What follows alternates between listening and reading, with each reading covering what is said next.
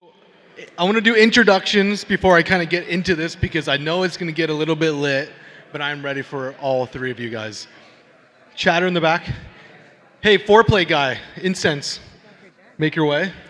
Yeah. Swordman, go. Box the shirt. Oh, shit. Okay. Shot with her over there. Oh, you wore the shirt. Thank you. Let's go. Thank you, ma'am. For you, right? Phoenix.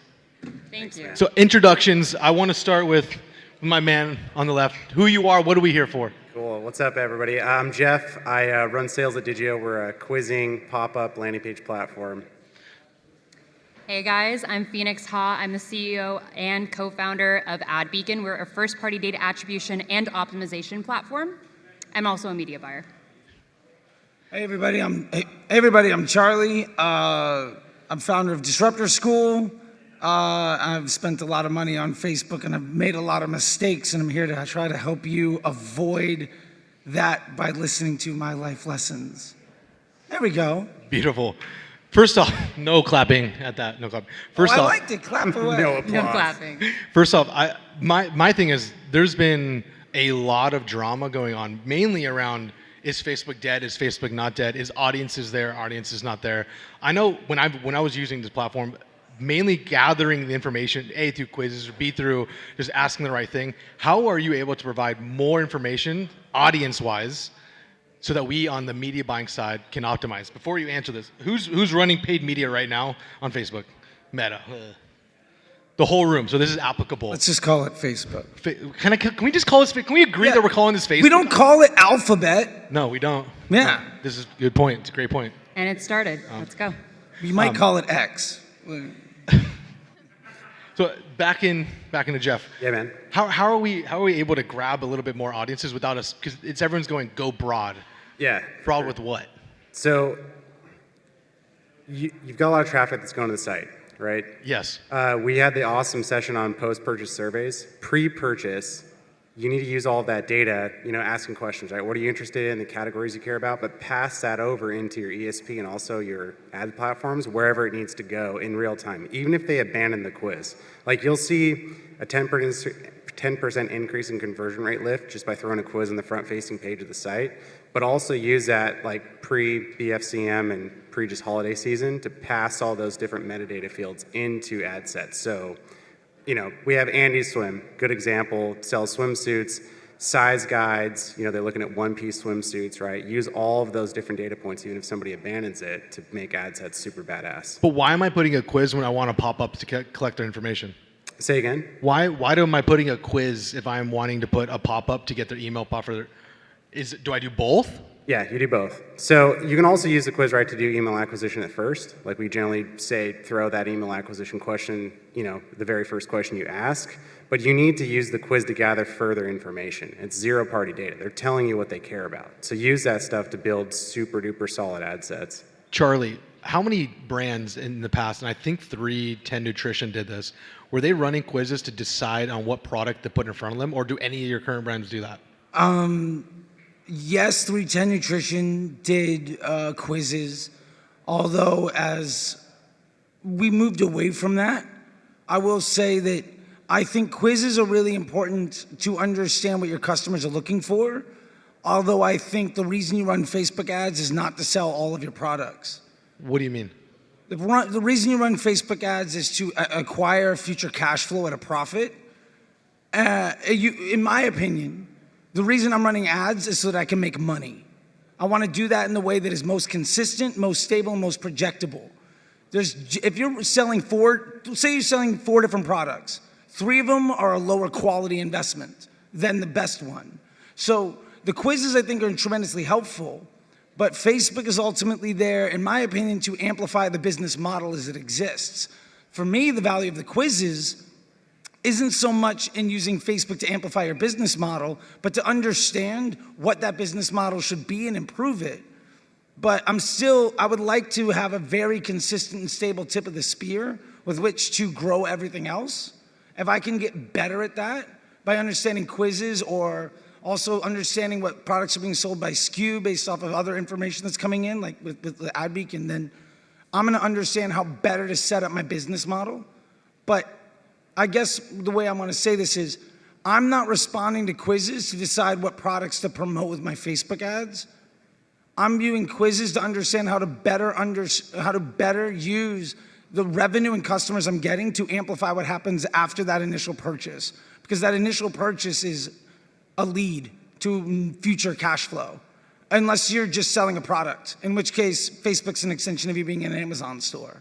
Well, there's a lot of people that don't have, for instance, we're a single SKU seller and we sell multiple things of that SKU. Sure. When we have a new product coming out, like even though I don't know how it's going to do, I'm 100% going to try and sell that shit on Facebook. Sure. Now, I'm not going to upload existing audiences. I'm not going to do any of this because I want to see, can this product stand alone? Can this product make money? Even though I have no previous learnings of that, it will make money. Sure. So how would you, new product, new launch, I'm setting this up. How am I thinking about trying to make money with this? Yeah, I mean, I get a lot of pushback. People will say, well, like, I don't know my LTV. Well, like, if you have an AOV of your first purchase, that's your initial LTV. You can understand how much it costs for me to sell, how much it costs for me to manufacture, and like, what is the profit I made on that customer? And organically, if you can make a profit on that, then you know what to amplify. In this case, it's one SKU. So if you can make a profit on that, then you can invest some of that profit into growing the opportunity of the rest of the business. I think polling your customers and getting a survey would be tremendous for you to know what the vertical integration opportunities are past that initial transaction. I would say it would be incredibly disruptive and dangerous for you to then chase all of those with other Facebook ads, because it makes the machine learning inherently dumber for you to basically say, I'm going to take what makes money and I'm going to make less money doing that to invest more heavily in things that aren't as effective. And at the end of the day, that's worse for my cash flow. Does that make sense? It does, but there's sometimes you don't have a choice. Like sometimes you have to sell all the products. So if I were to ask Phoenix, I have to sell all my products. One of them, it definitely isn't as profitable as the other one, but I don't have a choice because I have dead inventory. I don't want to have dead inventory. I want it to move. So if I'm taking my hero SKU, am I keeping it fully in its own campaign? Am I moving it into its own campaign? What is your approach to this? I'm so sorry. There's a really bad echo up here, and I can barely hear you. Shut up in the back. I'm hearing womp womp skew. So mainly, is this better now? No, No? but it's okay. He's saying if you want to move a product, if you have to sell a SKU Yeah. for business operational purposes, Okay. would you isolate that into it? If I'm wrong, correct me. Would you isolate that specifically into its own campaign to push that product, even if it's not necessarily the best investment because business operation mandates that has to occur? Is that a fair assessment? Yeah, okay. It might not be as profitable. Right. I have to sell it. Am I putting that in my own existing campaign or not? Yeah, I mean, I would. I mean, again, it depends on how you want to structure things. If you want it as its own campaign and its own product, and you want to report on it separately, fine. Again, I think a lot of it's blended. Okay, look, I'm a huge proponent of first-party data, right? So when I'm able to, what AdBeacon does is we're able to deduce down from campaign, ad set, and ad what is actually driving SKUs in terms of sales, right? So in Meta, we don't know what people are actually buying. Unless we send them to a product page that's blocked and you can't, roam around the website, you don't know. So again, in its own campaign and it's not, I'm going to react to how is that ad actually driving sales to specific SKUs, whether they be, profit drivers or not. If they're brand drivers, great. I'm gonna kind of flip the script a little bit. So for example, back in the day, right, if you didn't have first party, you would have, let's just say, this Nirvana shirt. You want to push this Nirvana shirt. And you're seeing all this revenue and conversion coming through in Meta, and you're like, fuck yeah, I'm getting Nirvana shirt sales. But then you go into your Shopify, and you're like, I'm not moving the SKU. The SKU is not moving. You're like, well, what are people actually buying? Well, you already knew that it was driving traffic to your site, qualified traffic, and they're buying other SKUs. The problem is you don't know what those SKUs are. I'm always going to bring it back to first party, and then you know what those SKUs are. So back down to, okay, if it's not as profitable, then you have to make the decision. I think you just need to make more educated decisions as to what you need to drive, whether it be inventory, profitability, whatever that is, and then make those decisions off of data that makes sense. At least there's something tracked there. I hope I answered your question, but I think it's just dependent on what you think is most important for your business. Can I add to that too? I think there's an assumption that people make that I think was in the question that I think you might have overcome as well, is that the product in your ad is not necessarily the product people buy, and that can happen at massive scale. Correct. Like sometimes people say, well, I'm out of this product, I have to turn off the ad. And my response is like, I've run Black Friday ads till May, who gives a shit? If I'm making money, I'm gonna keep going. Like, Balenciaga will sell out of their product and still run that ad for 6 months. Like, the point of it is like, the purpose of an ad isn't to sell a product. The purpose of a Facebook ad is to get somebody into your store. Your store's job is to sell that product. Your brand's job is to sell that product. Now, that ad might condition them to want to take a specific action. But an ad that gets somebody's attention and interest in the brand, to get them to want to buy from you, is phenomenally more effective than an ad that's really good at selling something that I don't want. And I think that first party data There's is no pretty helpful. guarantee, right, that an ad is going to drive sales to one product unless you only have one product. Okay, like that's just, I agree and disagree, right? But then you also have to be more efficient, right? And you have to understand, like, what does your brand need to have food at the end of the table, like at the end of the day, right? So I think a perfect case study of this is I run ads for Brixton, okay? They're fine with me sharing this. And we had this, I've shared this with a couple of you kind of in our sidebar chats, but there was this cardigan ad. It was like this red, ugly ass cardigan ad that they did like a collaboration with some really cool person in some state, whatever. And we're driving all this traffic, right? And it's pumping, at least on my end. And I'm like, oh, sick, yeah, cool. But then the CEO calls me, he's like, Phoenix, turn off this ad. This ad is, those SKUs aren't moving, right? Because you see this really great photo of this ugly ass cardigan, really beautiful cardigan. And people aren't just buying that cardigan, but people are buying something else. And what I'm saying in terms of efficiency of your ads, especially as you're going to Black Friday, Cyber Mondays, what if I told you that I now know that people are buying the Dad Gang snapbacks? Let's just pretend Brixton sells these, right? So if we know that, why don't we send people to a landing page that has the cardigan, right? Because they need to see that, but why don't we have those 3 snapbacks and then have a bundle deal, increase that AOV, reduce the amount of clicks, and have better sell-through. So again, efficiency. When brands are thinking about first-party data, what does that even mean? How do we even do that right now, Jeff? I mean, it's the shit that they're giving you, right? Customers giving you their data, their preferences. There's a really badass thing that Digio can do called mini quizzes. So it's not a fully baked out quiz as well. Like if you're driving somebody to a landing page, you can have a couple of tiles, like little icons, right? Categorize people down into specific PDPs and use that to drive more traffic to those different products or SKUs you're trying to sell. Say that again. What? Sorry, we have something called mini quizzes. So Okay. it's not a fully built out quiz. If anybody's on, go to andyswim.com. A-N-N-I-E? A-N-D-I-E. A-N-D-Y-E. I-E. I-E? Yeah, they make swimsuits. So on the front facing page, you'll scroll down and it'll say, what are you doing in your Andy? It's a small little selector with 5 different like circular buttons that will drive people into different PDP pages.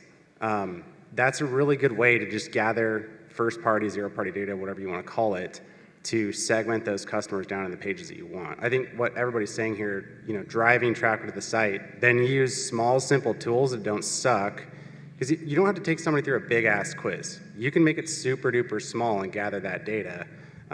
There's some stuff that we do to even anonymously append data before you get email addresses on that. It's a long-ass response I just gave. No. Happy to walk people through this, too, afterwards. So I'm taking the fit quiz, is that correct? Yeah, so if you're on the front-facing page... None of this is going to fit me, by the way. None of this will fit Dude, me. I don't know. I feel like you could probably pull it off, man. I'm thick it's on the like bottom. one-piece swimsuit. You'll never know until you try it on. Yeah, dude. And then put it 12 on Twitter. questions? Put it That's a on Twitter. mini quiz? So, no, this is on the front-facing page, on the very front page that you get to for Andy. Yeah, there's 5 little buttons. You'll see it. Okay, I got Yeah, this. find my fit. So you don't have to run people through these big quizzes to gather that data. Would I run this and this would just drop me to random or different landing pages? Now that's 2 touch points. Mm-hmm. Am I collecting email before this, or is it just, hey, this is what you're looking for, here's where you're going?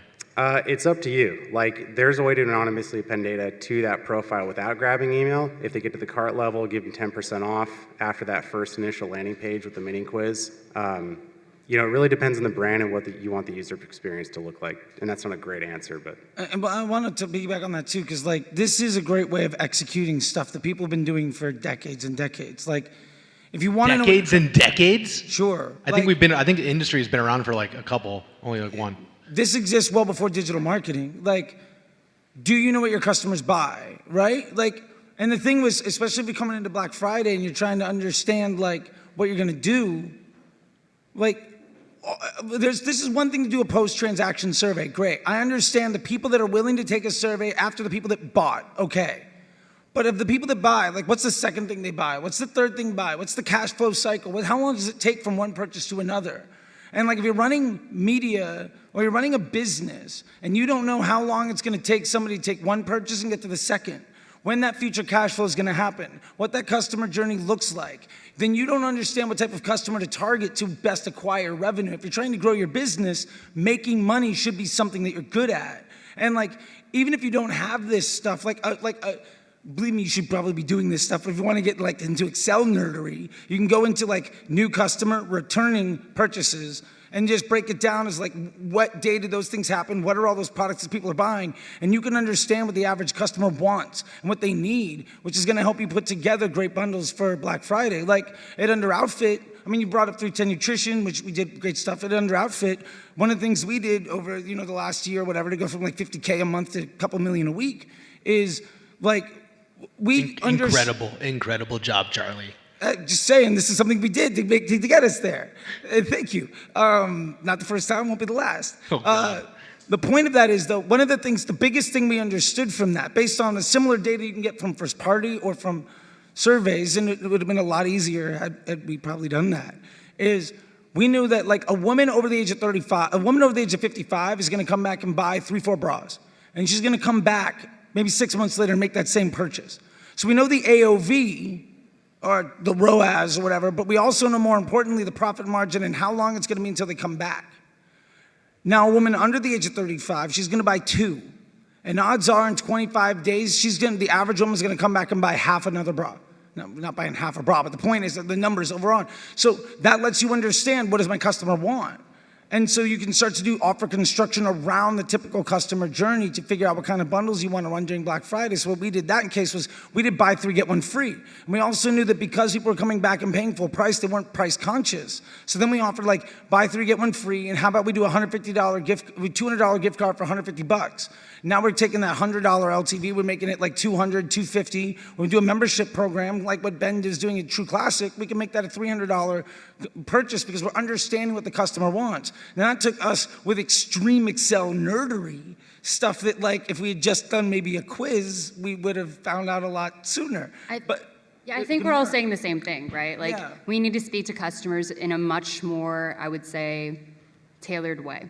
Like the days of just like saying 70% off, deep discounting is just not gonna work unless you really wanna dip into your margins. Like that's fine. I think there's more creative ways to do that, and if you have access to data to understand what they want, right? So often we tell our customers what they want. We say, congratulations, you get a bundle, right? Maybe that's not, with a specific SKU. And we don't really look at the data to recognize whether or not that's exactly what they want. Right, and I think to both points, right, whether it be survey or just analyzing specific cohorts of people that might buy more frequently than others, you have to tap into that. And then you have to listen, and then you have to get creative as to what those offers are. Do whatever you possibly can to not dip into your margins. Maybe it's an inventory play, like I said, during Black Friday. Figure that out. But I think the days of deep discounting, okay, let me take it back. I'm really worried about Black Friday, Cyber Monday, and what that looks like in the space because I look at Labor Day and I go, okay, how deep are they discounting? And then is it going to be a precursor to what's going to happen during Black Friday? Show of hands, how many of you guys think is going to be the biggest Black Friday you guys have experienced for your brand? Show of hands. How many think it's going to be good but not incredible? How many of you guys are a little bit nervous for it? Nobody's, okay, 2. Okay, why are you a little nervous for it? Hey Zoe, can I borrow one of these?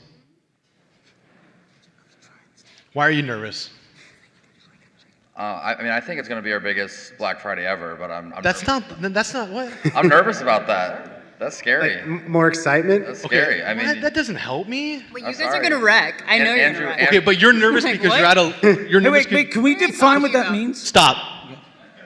you're nervous because of there's too much excitement. I mean, potential like, happening. if our website breaks at 7 p.m. on a Saturday night, we could miss out on like significant revenue. Like, that's scary. Okay, who has that fear? Yeah. Yeah. And nobody else has that fear? Okay. Or like ad account gets disabled randomly. I mean, that shit happens all the time. But in terms of the performance of the offer that you're choosing, you don't feel. I'm not worried about that. We've been testing into that all year long. I mean, What do you mean you've been testing it all year? What does that mean? Cookware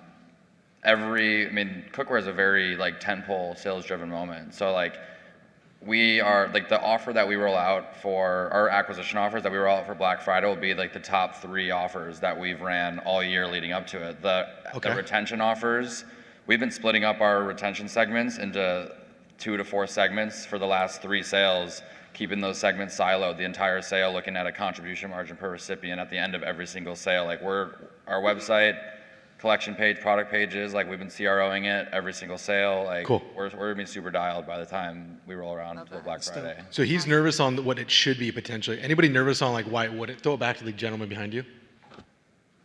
Yeah, so we've been looking at our year-over-year growth from non-sale period. Can you share what? You don't have to share the brand, but maybe the I'll industry. share the you're in? brand. Yeah, we're Iron Neck. It's a neck strengthening device. Our AOV is around 350. Okay. We are looking at our year-over-year growth rates during non-sale periods versus sale periods. Non-sale periods, our Shopify and Amazon growth rate is about like 30 to 40% year-over-year. Okay. But our sale periods is actually down. So we're about to go into the biggest sale of the year, fearing that we're going to see that as well for Black Friday. So, Taylor, right behind him. How are you feeling coming into this Q4? So I think the trend that he's describing is actually interesting because a lot of brands are sitting on a much smaller set of new customer acquisition this year than they were in previous years. And so we would use the metaphor of like... Some would say the sponges. There you go. Sponge is a little dry. Yeah. And so what that means is generally sale moments tend to be an extraction of value from your existing customers. And so it's all predicated on how much new customer acquisition you've had ahead of that moment. And so I think that's one of the things to consider is like, I would look at what we would call net active customers. So new plus returning plus non-lapse, like, and see how many you have ahead of Black Friday, Cyber Monday in comparison to last year. It'll give you a really strong indication of the future value of a moment when you're going to extract from that group. So. And I think that's an exercise everybody getting. That's kind of what you were alluding to of like, you have to dig into what was happening, Yeah. or else it's not going to matter what you're going to do. Yeah, I mean, I think we've all been guilty of making bundles that look great on paper that nobody gave a shit about. Like, I can get a pair of socks, 20 cents landed, charge $15 and mark it 20% off, and nobody gives a fuck. Yeah, but you're selling socks too. I mean, fair enough. I got Outweigh on, by the way. Shout out to them. Just whatever. It's nice, good people. Anybody else have a couple questions on Facebook specifically? 1 second. Yeah, I'm curious, what are your thoughts for the like when the season will start and end for BFCM? Because the trend that we've seen is needing to start earlier and earlier just to get ahead of the competition, to get our ads enough impressions to sort of have some footing to scale up high enough during the peak days. So for us, our holiday season starts in October. Yeah. Who else's we'll holiday probably- season starts in October? Couple hands. Yeah. In November. Okay. Yeah, so our holiday season starts in October. We do like a pre-BFCM flash sale at the very end of October, and then we start our Black Friday sale first week of November, and we're pushing a post-Black Friday December sale. So now it's like BFCM quarter. So curious what you guys are predicting in terms of how to plan and schedule. Yeah, I'll go real quick. Keep it for now. Every year it's so interesting. I looked at the metrics and I'm happy to share if you want to reach out to me. I have the actual percentages of when people are buying and it's been pushed up. So it was 2020 to we're in 2023 now. Wow, life. 2021 to 2022 and how it pushed up to October. So I think you're right on the mark there. I think also something to consider too is what is your BFCM lead up? So like what does that strategy look like? So right now we're driving traffic, right? Heavy traffic so then we can acquire new customers at a lower cost. hopefully. And then, we'll retain them, and then there's the LTV factor, right? Those are the 3 pillars we always look for. So I think October, you're right on the mark, as early as possible, but what are you doing to drive traffic? I want to give a shout out to Ridge real quick, because I'm looking at these ads and I see that giveaway. Is everyone looking at that giveaway of that really beautiful car? Is it a Bronco? I think I think it's a Bronco. Yeah. Yeehaw, because I want it Bronco, but I don't because the gas. Wow. But anyway, shout out to Ridge, right? And the new product offerings with the rings, et cetera, right? So they're just constantly driving traffic, and how they're doing that is really smart. And if we can think outside the box, and I always said this, how do we create silence in a sea of noise? You're already winning. So sure, October. I think we also kind of drive the market a little bit, right? Whoever starts first, then we push. But yeah, I think you're right on the mark. And if anything, it's always going to get sooner. Yeah, I wanted to add one thing to that too. Like, it's one thing to think about that in a macro sense. It's another thing when you're talking about like unit economics of digital marketing. You have to remember that Q1 CPMs are the lowest of the year. You also know that buying behavior is most aspirational for ourselves. And generally speaking, those folks, that is the cheapest time to acquire new customers. Come Q2, advertising costs go up. The primary reason they go up, obviously there's outside factors. Like, I mean, there's, TV shows, sweeps, stuff like that. Like, I've spent $1 million a day for CBS, and it's just like there's a bunch of people like that just blowing money. But you also have to remember, like, there are environmental factors of supply and demand. As soon as you start hitting summer times, like, people are on their devices for less time each day, for less often, and their spending behavior's down. By the time Q3 rolls around, we're kind of over that bell curve and returning back to normal. By Q4, we have the most inventory of any time of the year, and the highest spending behavior, intent throughout the whole year. So what I would like you to think about maybe is less of what's the holiday season and more of it's Q4. How am I going to use this opportunity? And I think a lot of people use that to say, I'm gonna drive the best discounts I can to get the most customers I can for the cheapest price. I would challenge that to say that's the job of Q1. In Q4, you have the choice of trying to acquire the lowest value customers, because the price conscious, so the idea of them giving you more LTV is, they're the worst LTV customers you can get. So you can make the lowest margin on the lowest quality customers at the highest scale. Or you can say user intent is the highest, and I can get the highest value customers, selling them the highest value products and jacking up my AOV in a way that also pushes out the cash flow cycle. So if in Q1, I'm selling things where that person's gonna get a smaller pack and they're likely to come back at smaller offer and they're gonna come back sooner. In Q4, that is also extended. So by the time Q2 rolls around next year, you're getting the Q4 rollover cash flows and the Q1 rollover cash flows. So when Facebook becomes expensive, you don't really give a shit because all of your customers in Q4 and Q1 are coming back to buy again. So I would say that I don't think of it as holiday season. I think of it as the average unit economics of the market, and a Black Friday sale is just another brand term thrown onto something as a sales pitch. Awesome. Manu? Yeah, he kind of answered my question right there, but I'll tell you something makes me nervous. Like, nobody really talks about it because Black Friday, all people think is, we're gonna break records in sales and revenue. That, it seems all that matters in e-commerce.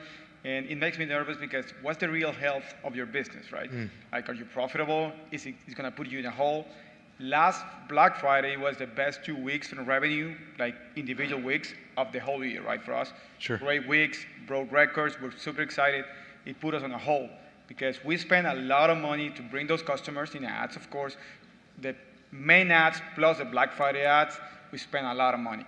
Also, we blew a lot of inventory, and then you gotta make up for that inventory. You gotta pay for it, right?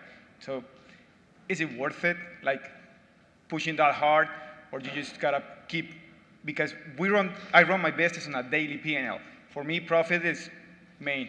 I have a finance background, right? So it's very important for me. So is it worth it, or should you just use your first party data to run the sales? So, sometimes I think the holiday season might not be as worthy to push so hard because it can put you in a hole. I don't know if it makes sense. No, how many of you guys are considering not doing anything unique for Black Friday and just status quo, knowing that the moment in itself will drive more revenue? Do you mind sharing a little bit? What are you keeping it status quo? Are you doing anything unique, or you're just kind of changing over banners? I feel like a lot of it, yeah, there's a lot of buyer intent, and every year that I've like tried something new, it basically like it always goes back to the same easiest deal. Like people Which is don't usually want what? 25% off. we run that like 6 times a year, and never fails. So I think that like there's already a lot of intent. So Sure. like you could just be spinning your gears for no reason. Which is what you're like, is it anybody else on the same train of thought for that? Anybody else in the opposite train of thought where like, we are crafting something we've never done before, let's just see what happens? No? Up at the front. Good, you probably shouldn't do that. Shaq. Wait, you're doing that? New product launch. Who's doing new product launch during major moments? Has anyone done this before and you liked it? What did you like about launching yours? This is actually for our clients, but we've seen up higher. So we've seen that you already have the traffic, right? Everything already exists. You have everybody that's coming to your site. With the product launch, you just build more energy behind it. Like it's just something new, it's something fresh, it's something that gets them to the site beyond that 25% off. You know, something that I don't know what his name is. But What was your name again? Ben. Ben, what Ben was just saying is there's an energy in Q4, right? People are gonna buy no matter what. They're there to spend money for the holiday season. A lot of times if the discount doesn't auto-apply, they might not even actually use the discount code, right? So people are coming to your website.